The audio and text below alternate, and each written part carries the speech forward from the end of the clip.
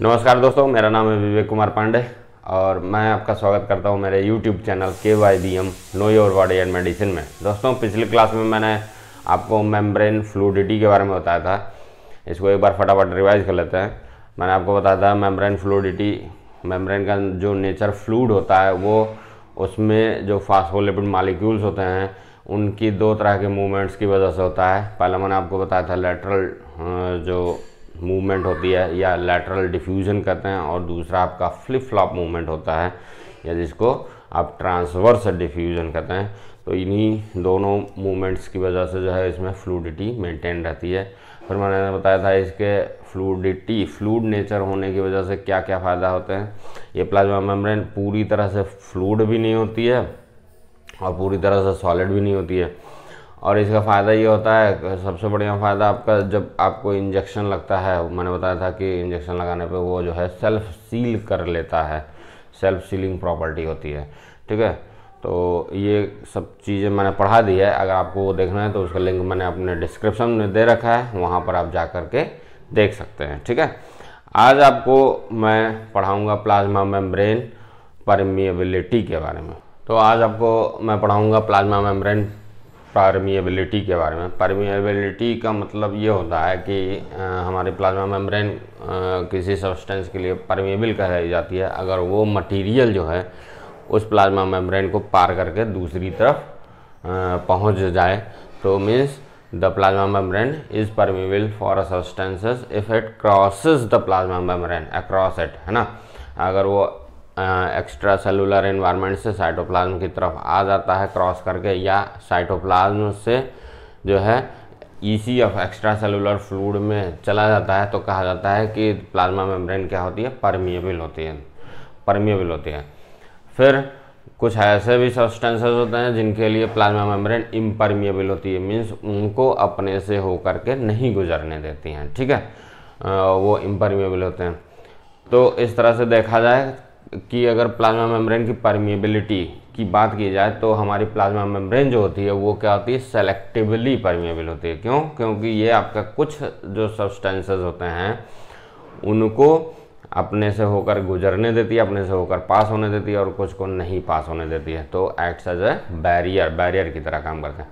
अब परमिएबिलिटी का मतलब क्या होता है? परमिएबिलिटी हिंदी में अगर कहें तो इसको पारगम्यता कहते हैं। परमिएबिलिटी का मतलब कि आपका एक्स्ट्रा सेलुलर फ्लूइड से कोई सब्सटेंस इस प्लाज्मा मेम्ब्रेन को पार करके जो है आपके साइटोप्लाज्म में आ जाए। तो इसके लिए क्या होता है, आप जानते हैं ये प्लाज्मा मेम्ब्रेन की जो मेन लिपिड बाइलेयर मेम्ब्रेन होती है, ये लिपिड कौन सी होती है, फास्फोलिपिड होती है, जिसमें हमने बताया था ये पोलर हेड होता है और ये आपकी फैटी एसिड टेल होती है। तो फैट या लिपिड्स जो होते हैं क्या होता है, लाइक आप जानते ही हैं, फैट में फैट सॉल्युबल सब्सटेंसेस ही डिजॉल्व होंगे। ठीक है, तो ये आपका जो आपका टेल होता है वो नॉन पोलर इन नेचर होता है या हाइड्रोफोबिक इन नेचर होता है। तो इस हिसाब से अगर देखा जाए कि इस टेल वाले को ही मेन यही कोर बनाता है हमारे प्लाज्मा मेम्ब्रेन की, तो जो भी मॉलिक्यूल या सब्सटेंस जिसको एक्स्ट्रा सेलुलर फ्लूइड से साइटोप्लाज्म में आना है उसको इसके जो टेल पोर्शन है इसमें डिजॉल्व होके ही गुजरना होगा, इसमें डिजॉल्व होना होगा। मीन्स ये हाइड्रोफोबिक इन नेचर है या फैट ऑयली या लिपिड्स का बना होता है। तो जितने भी आपके फैट सॉल्युबल सब्सटेंस होंगे जो कि इसमें आसानी से डिजॉल्व हो सकते हैं, वो सभी आपके एक्स्ट्रा सेलुलर फ्लूइड से इसमें डिजॉल्व होंगे और यहाँ पर बाहर निकल आएंगे। ठीक है, तो इस तरह से देखें तो मुख्य रूप से कोई भी सब्सटेंस की परमिएबिलिटी जो होती है प्लाज्मा मेम्ब्रेन के लिए प्रति जो है वो डिपेंड करती है कुछ फैक्टर्स पे। उसमें सबसे पहला फैक्टर आता है उसकी पोलैरिटी और दूसरा फैक्टर आता है साइज एंड कंसंट्रेशन। कहा जाता है कि प्लाज्मा मेम्ब्रेन जो होती है, ये जो लिपिड बाइलेयर होती है, this is permeable to non polar uncharged molecule. Non polar क्योंकि हमारा जो ये टेल रीजन होता है ये क्या होता है, नॉन पोलर होता है। पोलर हेड होता है, नॉन पोलर टेल होती है। तो नॉन पोलर में डिज़ोल्व होने के लिए वो सब्सटेंस जो नॉन पोलर होंगे वो आसानी से उसमें डिज़ोल्व हो जाएंगे और निकल आएंगे। अब ये प्रक्रिया होती कैसी है? आप जानते हैं एक्स्ट्रा सेलुलर फ्लूइड हो या चाहे सेल के अंदर का साइटोप्लाज्म होता है, दोनों तरफ एक्वस मीडियम होता है, यानी वाटर होता है। तो ये जो नॉन पोलर अनचार्ज मॉलिक्यूल्स होते हैं, ये जो मैंने रेड कलर से दिखाया है, ये क्या होते हैं? अगर एक्स्ट्रा सेलुलर फ्लूइड में है, ये क्या होते हैं? एक वाटर के केज में बंद रहते हैं, है ना, वाटर के केज में बंद रहते हैं। और जब ये स्ट्राइक करते हैं प्लाज्मा मेम्ब्रेन पे, तो चूंकि ये नॉन पोलर हैं, बहुत ही आसानी से क्या होते हैं, इसकी जो हाइड्रोफोबिक टेल होती है उसमें क्या होते हैं? डिज़ोल्व हो जाते हैं और दूसरी तरफ निकलते हैं, पुनः साइटोप्लाज्म में मौजूद जो आपका वाटर मॉलिक्यूल्स होते हैं उसके केज में फिर बंद हो जाते हैं। तो इस तरह से ये आपके नॉन पोलर जो मॉलिक्यूल्स होते हैं, फॉर एग्जांपल जैसे ऑक्सीजन है, कार्बन डाइऑक्साइड है, ये सारे मॉलिक्यूल्स इस तरह से इनका मूवमेंट होता है, ठीक है। लेकिन हम बताते हैं जो आपका प्लाज्मा मेम्ब्रेन होती है, ये जो आयंस होते हैं या लार्ज अनचार्ज्ड पोलर मॉलिक्यूल, अब पोलर मॉलिक्यूल है, आपको मैंने बताया कि ये जो आपकी हाइड्रोफोबिक टेल होती है ये आपकी नॉन पोलर होती है, तो पोलर मॉलिक्यूल इसमें डिज़ोल्व नहीं होंगे। पोलर मॉलिक्यूल्स जो होते हैं या आयंस जो होते हैं वो आपके क्या होते हैं, उसके लिए हमारी प्लाज्मा मेम्ब्रेन इम्परमिएबल होती है। क्यों? अब देखिए, ये एक आयन मैंने बनाया जैसे फॉर एग्जांपल सोडियम आयन, तो सोडियम आयन क्या होता है, और ये आपके जो है वाटर के मॉलिक्यूल हैं, ये एक्स्ट्रा सेलुलर फ्लूइड है और इधर इंट्रा सेलुलर है। तो जो आपके आयंस होते हैं वो वाटर के मॉलिक्यूल्स के साथ क्या होते हैं, हाइड्रोजन बॉन्ड के साथ बंधे होते हैं, इससे ये फ्री नहीं हो पाते हैं।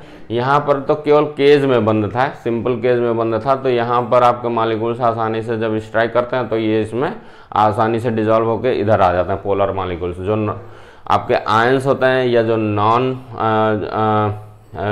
आयंस और जो पोलर मॉलिक्यूल्स होते हैं वो इस तरह के हाइड्रोजन बॉन्ड से बंधे होते हैं वाटर मॉलिक्यूल से, तो ये इस बॉन्ड्स को ब्रेक नहीं कर पाते हैं और इस वजह से जो है ये इसमें बाउंस बैक कर जाते हैं, इसमें डिज़ोल्व नहीं कर पाते हैं, ठीक है। फिर अगर ये आयंस का प्लाज्मा मेम्ब्रेन की जो फास्फोलिपिड लेयर है उससे इसका नहीं होता है, ठीक है।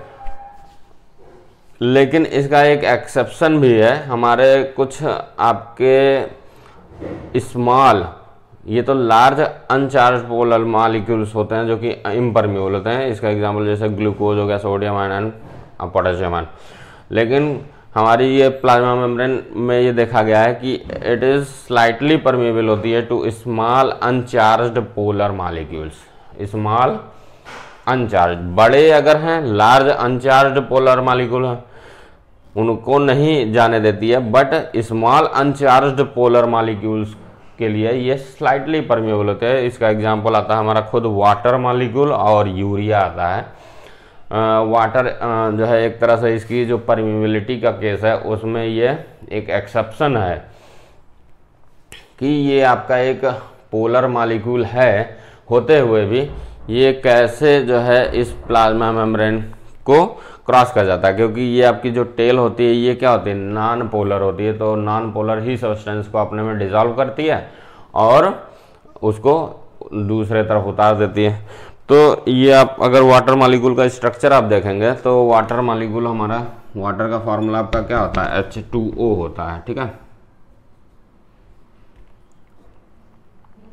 और इस पर ये स्लाइटली निगेटिव चार्ज होता है और हाइड्रोजन एटम पर स्लाइटली पॉजिटिव चार्ज होता है। ये पूरी तरह से फुल्ली चार्ज नहीं होता है, ठीक है। जैसे ये हमारे आयंस होते हैं, सोडियम आयन, पोटेशियम आयन, ये पूरी तरह से चार्ज होते हैं, लेकिन इस पर slight positive and slight negative charge आता है। तो ये, और इसकी साइज मैंने बताया था ना, साइज एंड कंसंट्रेशन आप देखेंगे कि प्लाज्मा मेम्ब्रेन कोई भी कोशिका हो उसके आउटर एक्स्ट्रा सेलुलर फ्लूइड उधर पर भी वाटर का ही कंसंट्रेशन मैक्सिमम होता है, सब जगह पानी ही पानी होता है। अंदर साइटोप्लाज्म में भी कंसंट्रेशन इसका खूब होता है। दूसरा साइज जो फैक्टर होता है पानी के केस में, इसका साइज छोटा होता है, स्मॉल होते हैं और ये अनचार्ज होता है पोलर मॉलिक्यूल, स्लाइट इनकी पोलैरिटी होती है, पूरी तरह से आयनिक नहीं होता है।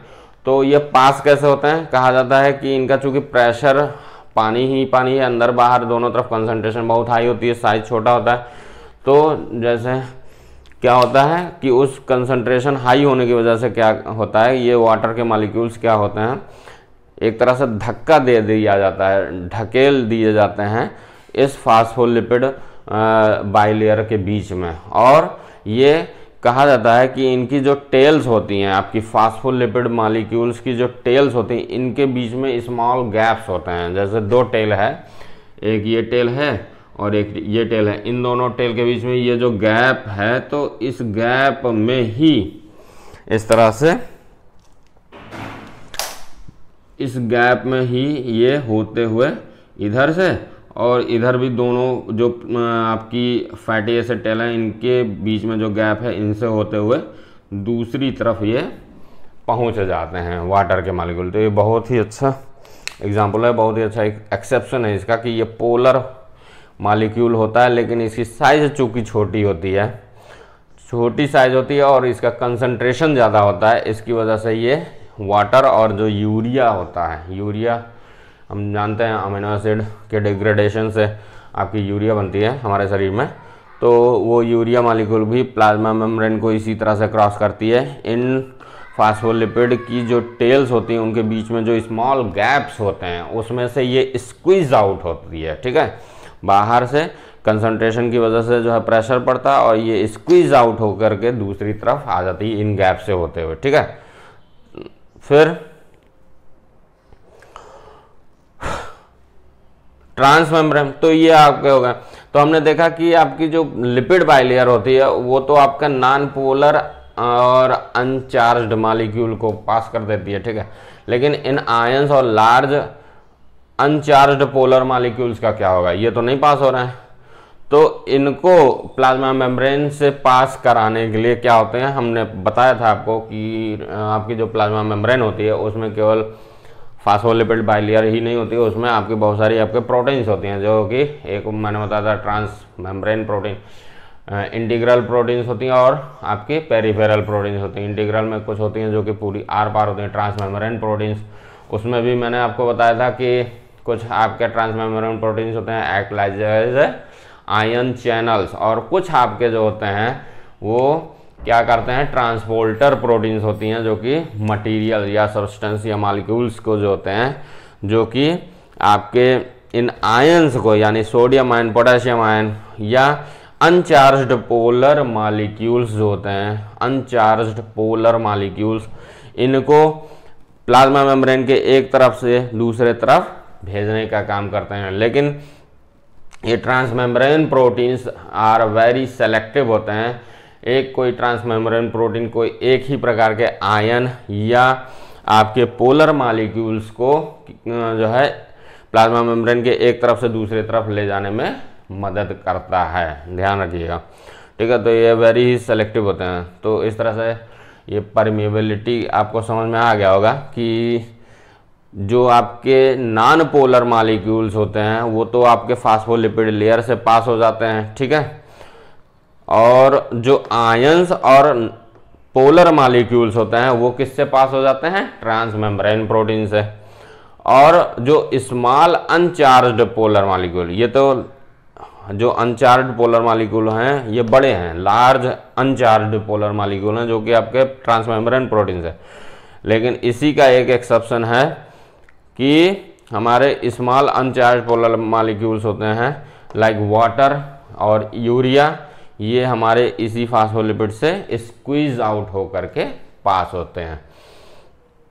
आगे और कुछ मैक्रो मॉलिक्यूल्स होते हैं, जैसे हमारे प्रोटीन होते हैं। प्रोटीन मॉलिक्यूल तो बहुत ही बड़े मॉलिक्यूल होते हैं, तो वो आपके अगर सेल में बाहर से अंदर यानी एक्स्ट्रा सेलुलर फ्लूइड से साइटोप्लाज्म में आना हो या साइटोप्लाज्म से एक्स्ट्रा सेलुलर फ्लूइड में जाना हो, तो वो प्रोटीन मॉलिक्यूल्स कैसे जाते हैं, वो आपके एक्सोसाइटोसिस या इंडोसाइटोसिस के द्वारा जाते हैं, जिसको हम आगे जो है आगे के लेक्चर में इसको कवर करेंगे। तो this is all about the plasma membrane protein. और आप मुझे बताइए आपको मेरा वीडियो कैसा लगा। अगर अच्छा लगा है तो इसको लाइक कीजिए, सब्सक्राइब कीजिए और बेल आइकन ज़रूर दबाइए। नमस्कार, जय हिंद, जय भारत।